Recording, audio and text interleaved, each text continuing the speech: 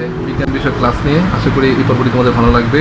এটি বিজ্ঞান অষ্টম শ্রেণীর জন্য প্রাণী জগতের শ্রেণীবিন্যাস, প্রাণী জগতের শ্রেণীবিন্যাসের দ্বিতীয় পর্ব। তোমরা এর আগে একটি পর্ব দেখেছিলে। এই পর্বটা অত্যন্ত আশা করি ভালো হবে তোমাদের অ্যানালাইসিস করতে, এবং পরোটা পর্ব নিয়ে আলোচনা করা হয়েছে। এখানে পরোটা পর্বের বিভিন্ন বাসস্থান, বিভিন্ন ধরনের বিষয় নিয়ে আলোচনা করা হয়েছে, উপপর্ব নিয়ে আলোচনা করা হয়েছে। তোমরা এগুলো যদি মনোযোগ সহকারে করো অবশ্যই তোমাদের ভালো হবে এবং হেল্পফুল হবে। তোমরা থাকো।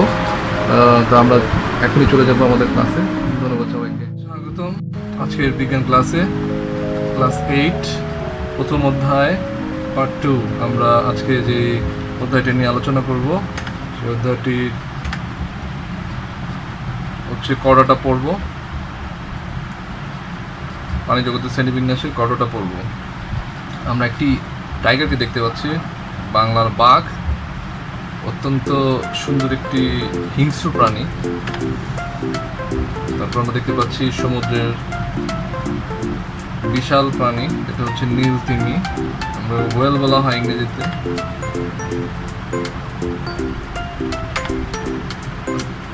আজকে যে পর্বটি ছিল সেটা হচ্ছে করোটা পর্ব। আমরা যে এই অধ্যায়ে যে জিনিসগুলো শিখবো সেগুলো হচ্ছে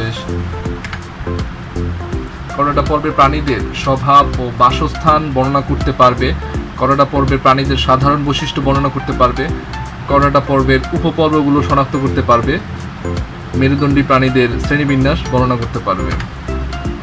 আমরা চিত্রে দুটো চিত্র দেখতে পাচ্ছি, একটা ক চিত্র আর একটা খ চিত্র। ক চিত্র রয়েছে দুটি ছেলে মেয়ে, আর খ চিত্রে রয়েছে আমাদের জাতীয় মাছ ইলিশ।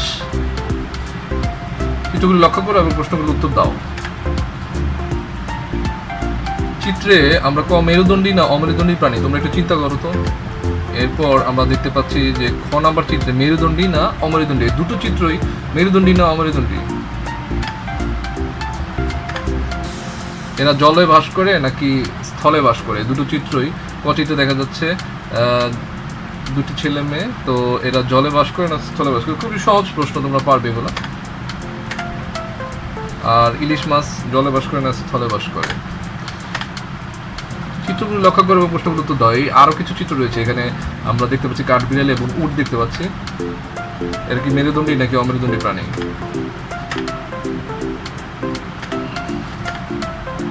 এরা কোথায় বাস করে, জলে বাস করে না স্থলে বাস করে? এভাবে মেরুদণ্ডী প্রাণীরা পৃথিবীর সকল পরিবেশে বসবাস করে থাকে, যেমন স্থলচর, জলচর, বৃক্ষবাসী, মরুবাসী, মেরুবাসী, গুহাবাসী ও খেচর প্রজাতির প্রাণীরা এরা মেরুদণ্ডী হয় এবং এরা বিভিন্ন জায়গায় বাস করে থাকে। তাহলে তোমরা এটার উত্তর পেয়ে গেলে। করোটা পর্বকে 3টি উপপর্বে ভাগ করা যায়। আমরা সেই উপপর্বগুলো এখন দেখব। 1 নম্বর পর্ব হচ্ছে ইউরোকর্ডাটা। চিত্র দেখতে পাচ্ছি আমরা ইউরোকর্ডাটার দুটো চিত্র রয়েছে এখানে। পানির নিচে দেখা যাচ্ছে এই ধরনের পর্ব অবস্থান। 1 নম্বর ইউরোকর্ডাটা।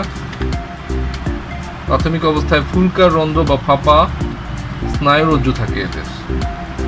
প্রথম দিকে এদের প্রথম যেই জিনিসটা সেটা হচ্ছে ফুলকার রন্ধ্র রয়েছে, হ্যাঁ, ফাঁপা স্নায়ুরজ্জু রয়েছে এদের, নিরেট যেটাকে বলা হয় ফাঁপা। খ নাম্বার শুধুমাত্র লার্ভা অবস্থায় এদের লেজে নটোকাট থাকে। লার্ভা অবস্থা অর্থাৎ ডিম হয়নি, ঠিক ডিমের আগের অবস্থায় আর কি, লার্ভা মানে বাচ্চা ফুটবে এমন একটা অবস্থায়, সেই অবস্থায় এদের লেজে নটোকাট থাকে। উদাহরণ যেমন এসিডিয়া, এটা একটি ইউরোকর্ডাটা পর্বের অন্তর্ভুক্ত। এসিডিয়া হচ্ছে সেফালোকর্ডাটা, দেখতে মাছের মতো, লাইক এ ফিশ। উদাহরণ ব্যাঙ্কিউস্টোমা। 3 নম্বরে আমরা যাচ্ছি ভার্টিব্রাটা। এখানে 3টি চিত্র, একটা টাইগার, একটা হচ্ছে ফ্রগ আর একটা হচ্ছে ক্রোকোডাইল। উপপর্বের প্রাণীরা মেরুদণ্ডী প্রাণী হিসেবে পরিচিত, আর এরা মেরুদণ্ডী প্রাণী হিসেবে কি বলা হয়েছে, উপপর্বের প্রাণীরাই মেরুদণ্ডী প্রাণী হিসেবে পরিচিত। উদাহরণ বাঘ, ব্যাঙ এবং কুমির, এটি কিন্তু মেরুদণ্ড রয়েছে। প্রাণীগুলো লক্ষ্য করে এবং নিচে প্রশ্নগুলো উত্তর দাও। দেখো সব ধরনের প্রাণীদের ছবি দেওয়া আছে এখানে, প্রশ্নগুলোর উত্তর দিতে হবে। প্রাণীগুলো মেরুদণ্ডী না অমেরুদণ্ডী, এটাকে আমরা আলোচনা করলাম। বেশিরভাগ ছবি আমরা দেখিয়েছি এগুলো মেরুদণ্ড আছে না, মেরুদণ্ড নেই। চিন্তা করো, ট্রাই টু থিঙ্ক। প্রাণীগুলো দেহের গঠন কি একই রকম? প্রাণীগুলোর বৈশিষ্ট্যের মধ্যে কোনো পার্থক্য আছে কি? গঠন ও বৈশিষ্ট্যের ভিত্তিতে মেরুদণ্ডী প্রাণীদেরকে 7টি শ্রেণীতে ভাগ করা হয়েছে। 7টি শ্রেণী কি কি? শ্রেণী হচ্ছে সাইক্লোস্টোমাটা, শ্রেণী কন্ড্রিকথিস, শ্রেণী অস্টিকথিস, শ্রেণী উভচর, শ্রেণী সরীসৃপ, শ্রেণী পক্ষীকুল এবং শ্রেণী হচ্ছে স্তন্যপায়ী।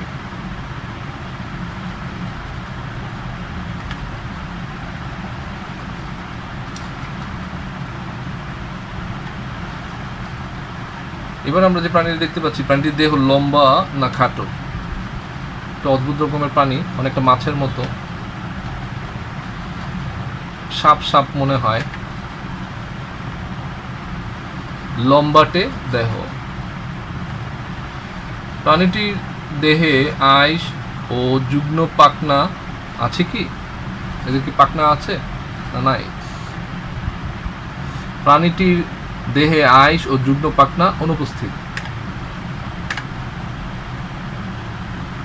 এদের মুখে চোয়াল আছে কি? এদের মুখছিদ্র চোয়ালবিহীন।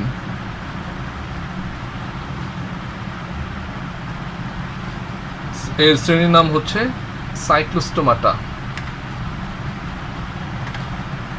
এবার আমরা একটি মাছ দেখতে পাচ্ছি, অদ্ভুত রকমের দেখতে অনেকটা। চিত্রে প্রাণীটি কোথায় বাস করে? অবশ্যই সমুদ্রে বাস করে। দেখতে হাঙ্গরের মতো, হাতুড়ির মতো সামনে দিয়ে। এই পর্বের প্রাণী সমুদ্রে বাস করে। এদের দেহের হাড় শক্ত নাকি নরম? কঙ্কাল তরুণাস্থিময়। এদের কঙ্কাল রয়েছে এবং তরুণাস্থিও রয়েছে। এদের দেহে কানকো আছে কি? এদের কোনো কানকো থাকে না। শ্রেণী কন্ড্রিকথিস। এদের পর্বের নাম হচ্ছে কন্ড্রিকথিস। উদাহরণ হাতুড়ি মাছ। এবার দেখতে পাচ্ছি আমরা ইলিশ মাছ।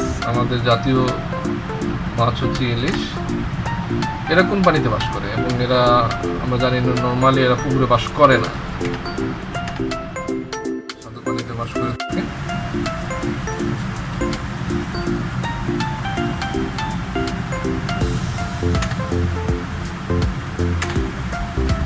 এদের দেহে কোনো আইস আছে কি? এই মাছের কি কোনো আইস আছে? দেহে সাইক্রোয়েড, গ্যানোয়েড ধরনের আইস দ্বারা আবৃত হয়। এটা দুই ধরনের আইস রয়েছে, একটা হচ্ছে সাইক্রোয়েড আর একটা হচ্ছে গ্যানোয়েড, মনে রাখবেন। এরা কিসের সাহায্যে শ্বাসকার্য চালায়? অবশ্যই এদের দুই পাশে, মাথার দুই পাশে 4 জোড়া ফুলকা থাকে এবং ফুলকার সাহায্যে শ্বাসকার্য চালায়। তৃতীয় শ্রেণী অস্টিকথিসের অন্তর্ভুক্ত এরা। উদাহরণ হচ্ছে ইলিশ মাছ। এবার আমরা দেখতে পাচ্ছি একটি ব্যাঙ। এদের দেহে কি আইস আছে? এদের দেহ ত্বক আইসবিহীন। এদের দেহে কোনো আইস নেই। এদের দেহে ত্বক নরম না শক্ত, শুষ্ক না ভেজা, গ্রন্থিযুক্ত না গ্রন্থিবিহীন?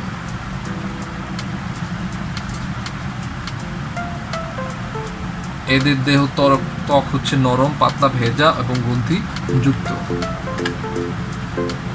এদের রক্ত শীতল না গরম? এরা শীতল রক্তের প্রাণী। শ্রেণী হচ্ছে উভচর বা অ্যামফিবিয়া বলা হয় এদেরকে। উদাহরণ হচ্ছে কোনো ব্যাঙ। এবার আমরা ক্রোকোডাইল বা কুমির দেখতে পাচ্ছি। এরা কিভাবে চলাচল করে? এরা বুকের ভর দিয়ে চলাচল করে থাকে। এদের দেহ ত্বক দেখতে কেমন? ত্বক শুষ্ক এবং আইসযুক্ত। আইস রয়েছে এদের শরীরে বড় বড়। এদের পায়ে কয়েকটি নখরযুক্ত আঙ্গুলও আছে। এদের 4টি পা, 4 পায়ে 5টি করে নখরযুক্ত আঙ্গুল আছে। শ্রেণী সরীসৃপ, রেপটিলিয়া বলা হয় এদেরকে। উদাহরণ কুমির বা সাপ। রেপ্টিলিয়ার অন্তর্ভুক্ত। এবার আমরা একটি ক্রো বা কাক দেখতে পাচ্ছি। এটা সকালবেলায় খুব ডিস্টার্ব করে মানুষকে এবং অন্যের বাড়ির খাবার চুরি করে খেয়ে ফেলে। এদের দেহ কি দ্বারা আবৃত? পাখির দেহ পালকে আবৃত। এটি পালক দ্বারা আবৃত আছে। এবং এদের কয়টি পা? এদের দুটি পা। কয়টি ডানা? দুটি ডানা। এদের সামনে দুপা ডানায় চোয়ালে চঞ্চুতে পরিণত হয়েছে, চঞ্চু রয়েছে এদের। এরা কিভাবে আকাশে ওড়ে? ফুসফুসের সাথে বায়ুথলি থাকা এরা সহজে উঠতে পারে। শ্রেণী পক্ষীকুল। এদের শ্রেণী হচ্ছে পক্ষীকুল, এভিস বলা হয়। এদেরকে বলা হয় এভিস। উদাহরণ হচ্ছে কাক। আমরা দুটি ছবি দেখছি। ছবিতে একটি হচ্ছে এলিফ্যান্ট আর একটি হচ্ছে টাইগার। এদের দেহ কি দ্বারা আবৃত? এদের দেহ লোম দ্বারা আবৃত। এরা কিভাবে বংশ বিস্তার করে? এরা সন্তান প্রসবের মাধ্যমে বংশবৃদ্ধি করে। এদের রক্ত শীতল না উষ্ণ? এরা উষ্ণ রক্তের প্রাণী অবশ্যই। এরা গরম রক্ত রয়েছে। এদের আক্রমণ করে মানুষকে, প্রাণীকে, বিভিন্ন ধরনের প্রাণীকে। খুবই হিংস্র প্রাণী এরা। এদেরকে মাম্মালিয়া বা স্তন্যপায়ী প্রাণী বলা হয়ে থাকে। এর অন্তর্ভুক্ত মানুষও কিন্তু মাম্মালিয়া প্রজাতির, বাঘ এবং হাতি। এবার আমরা মেরুদণ্ডী প্রাণীর শ্রেণীবিন্যাস সে চলে যেতে চাই। এখানে সবগুলো পর্ব নেই, আর শুধু করেটা পর্বের বিভিন্ন বাসস্থান, বৈশিষ্ট্য ইত্যাদি এগুলো অ্যানালাইসিস করা হয়েছে এখানে। স্বভাব বাসস্থান। এরা পৃথিবীর সকল পরিবেশে বসবাস করে। এদের বহু প্রজাতি ডাঙায় বাস করে। জলচর কর্ডাটাদের মধ্যে বহু প্রজাতি স্বাদু পানিতে অথবা সমুদ্রে বাস করে থাকে। বহু প্রজাতি বৃক্ষবাসী, মরুবাসী, মেরুবাসী, গুহাবাসী, খেচর। কর্ডাটা পর্বের বহু প্রাণী বহু পরিজীবী হিসেবে অন্য প্রাণীর দেহে সংলগ্ন হয়ে জীবনযাপন করে। সাধারণ বৈশিষ্ট্য হচ্ছে এই পর্বের প্রাণীরা সারা জীবন অথবা ভ্রূণ অবস্থায় পৃষ্ঠীয় দেশ বরাবর নটকট অবস্থান করে। এবং নটকট হলো একটা নরম নমনীয় দণ্ডাকার দৃঢ় বা অখণ্ডায়িত অঙ্গ। পৃষ্ঠদেশে একক ফাঁপা স্নায়ুরজ্জু রয়েছে। এদের পৃষ্ঠদেশে রয়েছে, মানে পিছন দিকে যে পিঠ রয়েছে সেখানে ফাঁপা স্নায়ুরজ্জু রয়েছে। সারা জীবন অথবা জীবন চক্রের কোনো এক পর্যায়ে পার্শ্বীয় গলবিলীয় ফুলকা ছিদ্র থাকে। তাদের পার্শ্বীয় যে গলবিল রয়েছে তাদের ওই গলবিলের ফুলকার মধ্যে ছিদ্র থাকে। যেমন মানুষ, কোনো ব্যাঙ, রুই মাছ গলবিলে ছিদ্র রয়েছে। তো আমরা জেনে গেলাম যে স্বভাব, বাসস্থান, সাধারণ বৈশিষ্ট্যগুলো কর্ডাটা পর্বের।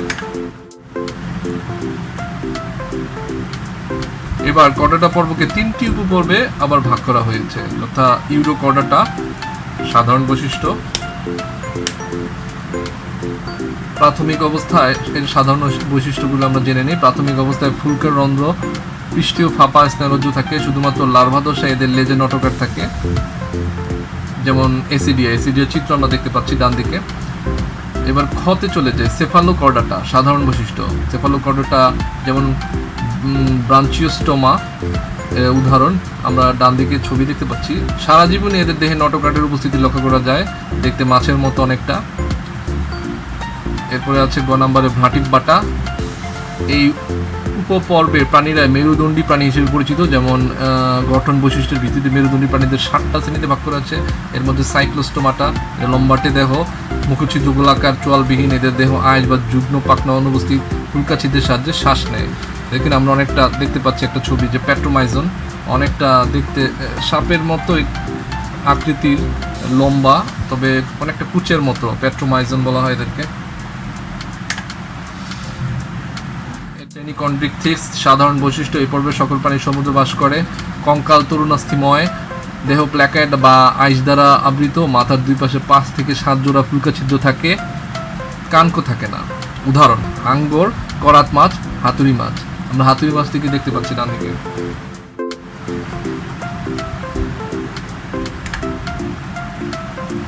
এবার আমরা শ্রেণী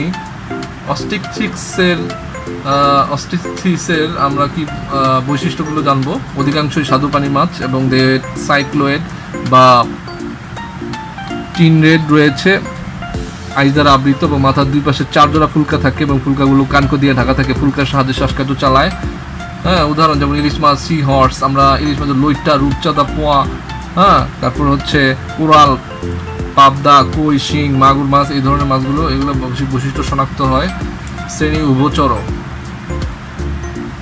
উভচর শ্রেণী যেগুলি, এর মধ্যে হচ্ছে 1 নম্বর আমরা ব্যাঙ ধরে নিতে পারি। দেহত্বক আইসবিহীন, ত্বক নরম, পাতলা, ভেজা বা গ্রন্থিযুক্ত, শীতল রক্তের প্রাণী, পানিতে ডিম পারে, জীবনচক্র সাধারণত ব্যাঙাচি দশায় দেখা যায় এদেরকে।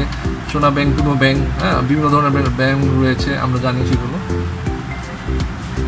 ভ্যারাইটিস প্রজাতির ফ্রগ রয়েছে, গুগলে সার্চ দিয়ে সেই ব্যাঙগুলো তোমরা বিভিন্ন প্রজাতির ব্যাঙ দেখতে পারো ইচ্ছা করলে। শ্রেণী এবার হচ্ছে রেপ্টিলিয়া বা সরীসৃপ। এরা বুকে ভর করে চলে। সরীসৃপ জাতীয় প্রাণীগুলো যেমন কুমির, হ্যাঁ, অনেকটা এই জাতীয় সাপ, এরা বুকে ভর দিয়ে চলে। টিকটিকি, ত্বক শুষ্ক বা আইসযুক্ত, 4 পায়েই 5টি করে নখযুক্ত আঙুল রয়েছে 4টি পায়ের মধ্যে। টিকটিকির ছবি দেখতে পাচ্ছি স্ক্রিনে।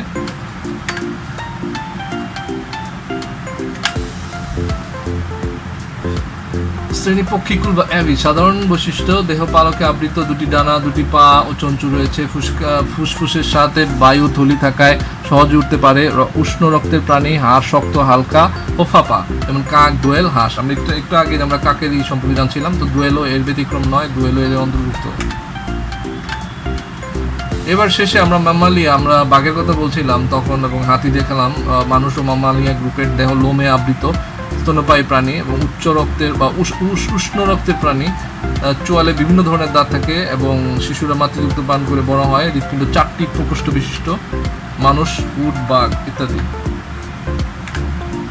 ইউরোকর্ডাটার 2টা বৈশিষ্ট্য উল্লেখ করবা বা লিখবা তোমরা খাতায়, বাসায়। চিত্রে প্রাণীটির 2টি বৈশিষ্ট্য লিখবে। আরেকটি প্রাণী দেখতে পাচ্ছি উট, চিত্রে প্রাণীর 2টি বৈশিষ্ট্য উল্লেখ করে ওইটাও লিখবে তোমরা খাতায়। আমরা আজকে যেগুলো নতুন শিখেছি সেগুলো হচ্ছে বায়ুথলি এবং নোটোকার্ড। তো dear students, so practice makes a man perfect, so you will do practice your lesson regularly.